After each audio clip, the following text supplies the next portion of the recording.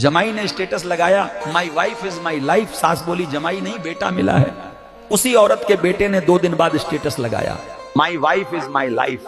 माँ बोली काला जादू करवा रखा है चुड़ैल ने मेरे बेटे पर। जब बेटा माँ की सुने तो संस्कारी कहलाता है, और वहीं बेटा पत्नी की सुने तो घर वालों को गुलाम दिखाई देने लगता है।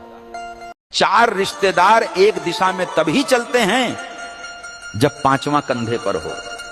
पूरी जिंदगी हम इसी बात में गुजार देते हैं कि 4 लोग क्या कहेंगे, और अंत में 4 लोग बस यही कहते हैं, राम नाम सत्य है, यही एक सच है।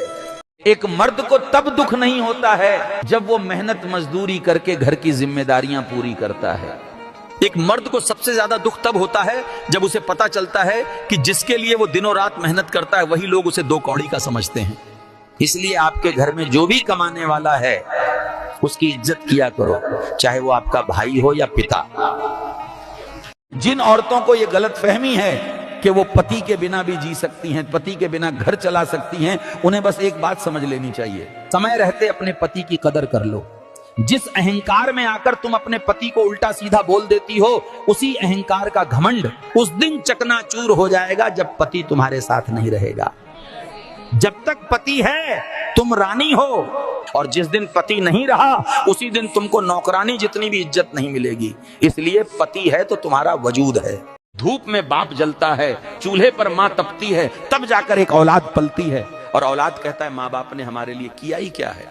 जिस घर का चूल्हा माँ के हाथ से जलता है उस घर की दीवारें भी बाप की हड्डियों से खड़ी होती हैं, फिर भी औलाद पूछती है बस इतना ही किया। माँ बाप अपनी पूरी उम्र झुलस कर बच्चा खिलाते हैं, लेकिन बच्चा बड़ा होकर उसी त्याग का हिसाब मांगता है। यही कलयुग का सबसे बड़ा पाप है। क्या आपको पता है हर सेकंड कोई ना कोई इस दुनिया को छोड़ रहा है, और हमें यह भी मालूम नहीं कि हम भी उसी लाइन में खड़े हैं या नहीं। इसलिए जब तक जिंदा हो कभी किसी चीज का घमंड मत करना, क्योंकि जिंदगी की एक शाम ऐसी भी आएगी जिसके बाद कभी सुबह नहीं होगी, सब रिश्ते नाते पड़े रह जाएंगे। इसलिए कलयुग में एक ही नाम सत्य है, वो मेरे प्रभु श्री राम का। पैसे का घमंड उस दिन चूर हो जाता है जब बिस्तर पर पड़ा इंसान अपनी हालत पर खुद रो पड़ता है। तब समझ आता है कि नोटों से नहीं सांसों से जिंदगी चलती है, और वो भी हर किसी के बस में। हालत गरीब हो तो चलेगा, लेकिन सोच भिखारी जैसी नहीं होना चाहिए, क्योंकि सोच ही आपका जीवन बदल सकती है। कभी कभी अपने ही अपनों का ऐसा तमाशा बनाते हैं कि वो अपना कहलाने के लायक ही नहीं रहते। जब अपने ही आपकी भावनाओं का खुला तमाशा बना दें तो समझ लेना रिश्ता नहीं, सिर्फ नाम बचा। लोग कहते हैं कलयुग आ गया, पर लाया इंसान नहीं है। स्त्री ने लाज छोड़ी, पुरुष ने संस्कार, गुरु ने धर्म, और इंसान ने इंसानियत। जब गलत पासवर्ड से मोबाइल नहीं खुलता तो गलत कर्मों से भाग्य कैसे खुलेगा। इसलिए वही त्यागो जो किसी के दुख का कारण बने।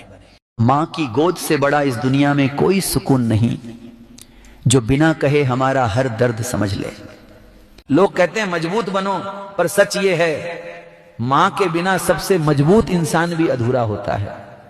जिसने माँ को रुलाया उसने सबसे बड़ी भूल की।